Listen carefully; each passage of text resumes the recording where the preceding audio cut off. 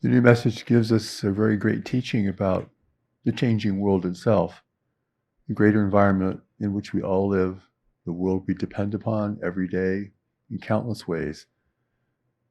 It's giving us a picture of this change, what it means, why it's happening, and where it's taking us or could take us, and the choices that we have yet to make and could make to make a real difference in the outcome. So the world begins to teach us some key things that I'd like to talk with you about today. The first is the environment itself.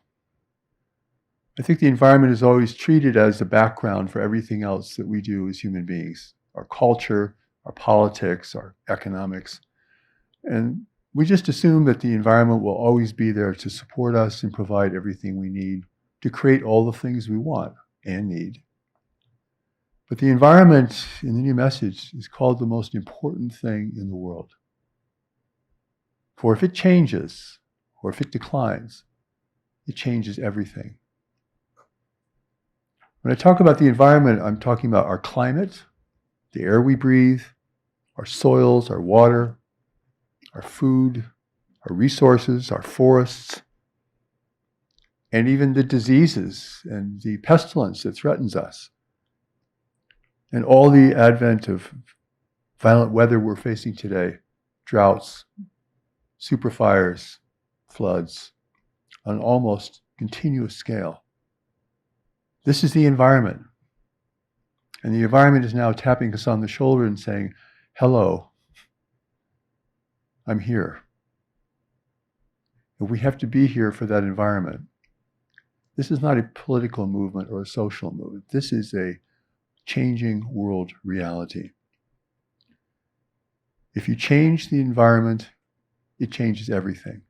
Every aspect of our life, all the things that we depend upon for our basic ability to live here, all the things that civilization requires to function and have stability and perpetuity. Our food, our water, our air, our energy, our opportunity, progress, all depends on the stability of that environment. And the new message talks about freedom, practical freedom, political freedom. This freedom is only possible in a stable environment. A stable environment that has the assurance of continual supply and support. On that platform, real individual freedom can be adopted and sustained. But if the environment becomes too unstable or begins to decline, then surely that freedom will be lost. And now things will have to be directed and mandated for us, not by us. So when you think of freedom, your personal freedom, think about the environment that supports you and everyone. Political scenarios change, political leaders change, political drama changes, and all that can be very consuming, but it's really the environment that matters. And even war. The new message describes war as always a competition for resources, despite whatever political or religious aspirations or issues are at stake. It's always an attempt to gain more resources, or to compete for resources, or to gain someone else's resources. Resources, environment. In a new world reality, this is what really matters. Political theory, economic theory, it's all based on the stability of the environment and resources. The ground we stand upon is the air we breathe. It's our ability to function in every moment of life. If this environment becomes too destabilized, we're now facing a specter of war, the likes of which we have rarely seen in modern times at all. What the new message calls the wars of desperation, where nations are so depleted, they have to assault, attack, and displace the populations of nations around them that have the resources that they need. That's no longer trade, commerce, and agreement. It now becomes a desperate attempt at competition. We certainly want to avoid that. So humanity has changed the environment, the climate, which changes the environment. And it's changed the environment even at this moment in ways that we will not be able to control. We may have already passed the threshold of stabilizing the climate. I think we have. So here we are living in this momentous time of change at the most fundamental level. And yet, how many people see this and feel this and know this? It brings up this dilemma that the new message proposes, which is the problem of change. The problem of change is big change, little reaction, little change, big reaction. That's the problem with change. People are not engaged with life. They're disconnected from nature. They've forgotten what it takes to survive in this world.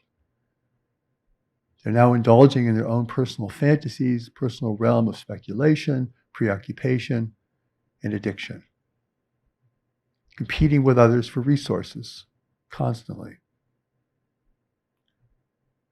So life is producing a great check for us. A great check on everything. If our food declines, war will arise. If water is depleted, human migration will increase dramatically. The message has said the entire Middle East may be unsupportable for human life in 20 or 30 years. In the revelation on the prophet received in Damascus, Syria in 2009, it said the world will be unrecognizable in 20 years. And here we are, at the beginning of 2022, and things are getting ever more strange and discordant.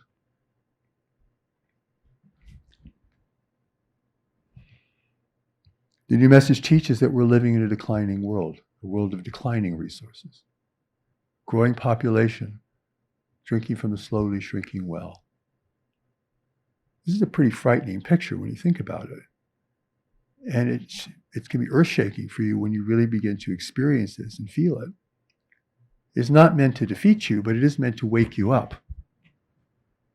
Wake out of your dream of personal happiness and personal preoccupation to start thinking about how you're going to function in this changing environment, how you're going to live in a new world reality, how you're going to face the great waves of environmental, economic, and social change that are already underway.